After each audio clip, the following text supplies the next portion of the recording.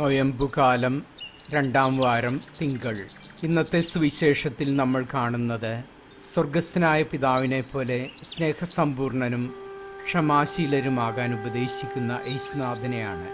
യേശുനാഥൻ പറയുകയാണ്, പിതാവായ ദൈവം അനുകമ്പാർദ്രനായിരിക്കുന്നത് പോലെ നിങ്ങളും അനുകമ്പാർദ്രരായിരിക്കുവിൻ.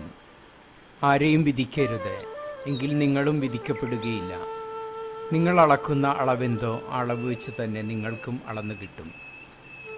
യേശുവിൻ്റെ കാലത്ത് ജീവിച്ചിരുന്ന ജനങ്ങൾ ദൈവത്തെ ഒരിക്കലും സ്നേഹാർദ്രനായ ഒരു പിതാവായി കണ്ടിരുന്നില്ല.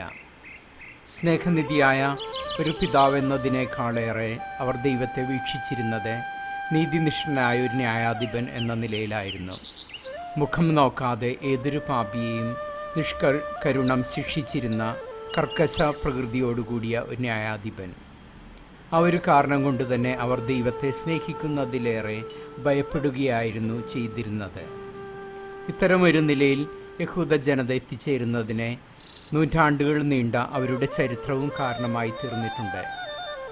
യഹൂദ ജനത ചരിത്രത്തിൽ ആദ്യം പ്രത്യക്ഷപ്പെടുന്നത് ഭൂമി സ്വന്തമായില്ലാതെ തങ്ങളുടെ കന്നുകാലികളുമായി അലഞ്ഞു തിരിയുന്ന ഇടയ ജനതയായിട്ടാണ്.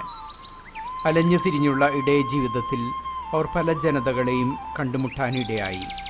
ഈജിപ്ഷ്യർ, ഫിലിസ്തീയർ, അസിറിയക്കാർ, കനാന്യർ, ബാബിലോണിയക്കാർ ഇവരായിരുന്നു അവർ കണ്ടുമുട്ടാനിടയായ ജനതതികൾ. മേൽപ്പറഞ്ഞ ജനതതികളെല്ലാം തന്നെ ബഹുദൈവ വിശ്വാസികളായിരുന്നു. അവർ ആരാധിച്ചിരുന്ന ദൈവങ്ങളാകട്ടെ സാൻമാർഗീയതയിൽ ഏറെ പിന്നോക്കം നിൽക്കുന്നവരുമായിരുന്നു.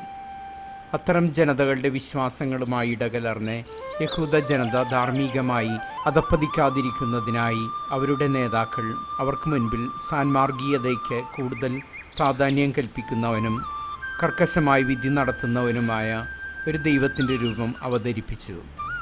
യഹൂദ പുരോഹിതരും സ്വാർത്ഥപരമായ ചില ലക്ഷ്യങ്ങൾ നേടിയെടുക്കുന്നതിനായി ദൈവത്തോട് ജനത്തിന് തോന്നിയിരുന്ന ഭയപ്പാട് ഊട്ടി വലുതാക്കാൻ ശ്രമിച്ചു.